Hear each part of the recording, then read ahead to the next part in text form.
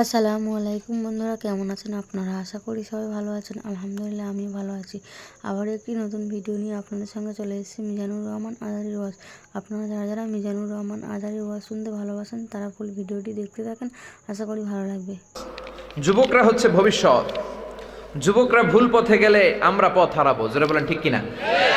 আমাকে বলছে হুজুর শুরুতে একটু যুবকদের ব্যাপারে বললেন, নারীদের ব্যাপারে বললেন, এরপরে মাদ্রাসার ব্যাপারে বললেন। বলি আমি একটু একটু করে বলি, এরপরে সরাসরি কোরআনের দিকে যাই। আপনারা আমার কথা শুনতেছেন তো? তার আগে দেখি কোনটা রাখছেন। লিল্লাহে তাকবীর, আলহামদুলিল্লাহ। তো আসেন তিনটা স্লোগান দেই, স্লোগান দিয়ে আমরা শুরু করি। শুরুতে বিবাহিতরা, তারপরে অবিবাহিতরা, 3 নম্বরে সবাই। আমি লিল্লাহি তাকবীর বললে শুধু বিবাহিতরা আল্লাহু আকবার বলবেন। রাজি আছেন? লিল্লাহি তাকবীর। এবার অবিবাহিতরা, সিঙ্গেলরা রেডি আছে তো? লিল্লাহি তাকবীর। এবার সবাই মিলে 3টা দিয়ে স্টেজ কাঁপায় দিতে হবে। স্টেজ কাঁপানো যাবে? স্টেজ যেন কাঁপে। লিল্লাহি তাকবীর। হ্যাঁ, কাঁপছে? কাঁপে নাই, কাঁপাইতে হবে আরো জোরে। লিল্লাহি তাকবীর। এবার একটু কাঁপছে। 3 নাম্বারটা আরো জোরে দেন। লিল্লাহি তাকবীর।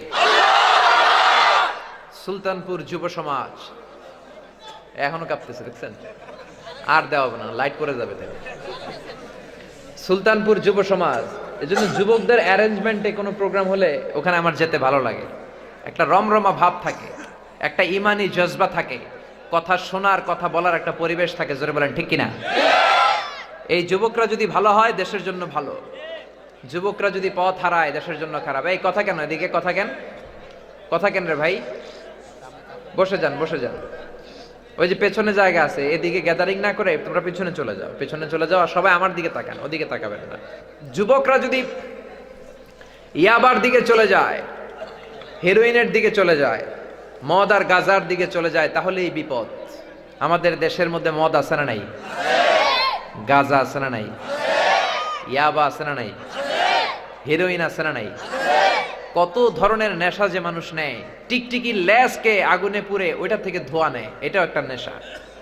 অনেকে হুন্ডার ধোঁয়া থেকে ধোঁয়া নিয়ে নেশা করে, তারপরে অকটেন, তারপর মোবিল থেকে ঘ্রাণ নিয়ে নেশা করে।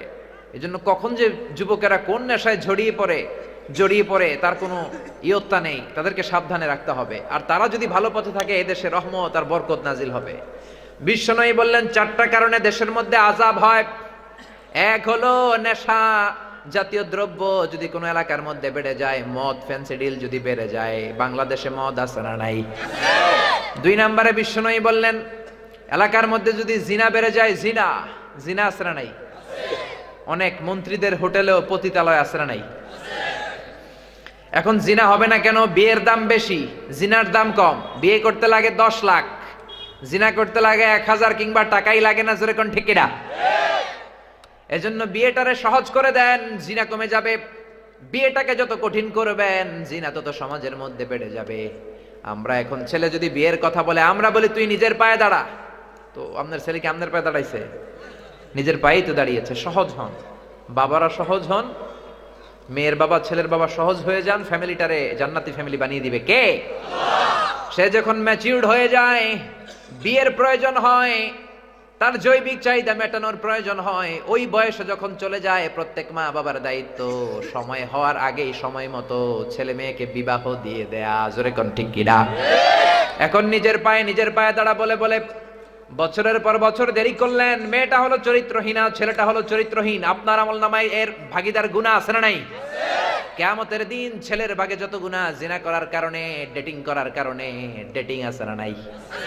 বয়ফ্রেন্ড গার্লফ্রেন্ড, আমরা এগুলো শুনিই নাই, ছোটবেলা শুনিই নাই। একটু বড় হওয়ার পরে শুনতেছি বয়ফ্রেন্ড গার্লফ্রেন্ড, ডেটিং ফেটিং শুনিই নাই। আগে শুনছেন আপনারা? মেয়েরা আগেই ঠিক করে রাখা আমার বয়ফ্রেন্ড এইটা, বিয়া না দিলে কিন্তু রশিদে জুলমু। আছে না নাই? ভিডিওটি ভালো লাগলে একটি লাইক, কমেন্ট ও শেয়ার করে পাশে থাকবেন বন্ধুরা। যারা যারা শেষ পর্যন্ত ভিডিওটি দেখেছেন তাদের জন্য অনেক অনেক ভালোবাসা থাকলো বন্ধুরা। আর নতুন নতুন ভিডিও পেতে চ্যানেলটিকে সাবস্ক্রাইব করে পাশে থাকবেন বন্ধুরা। ভালো থাকবেন, ধন্যবাদ।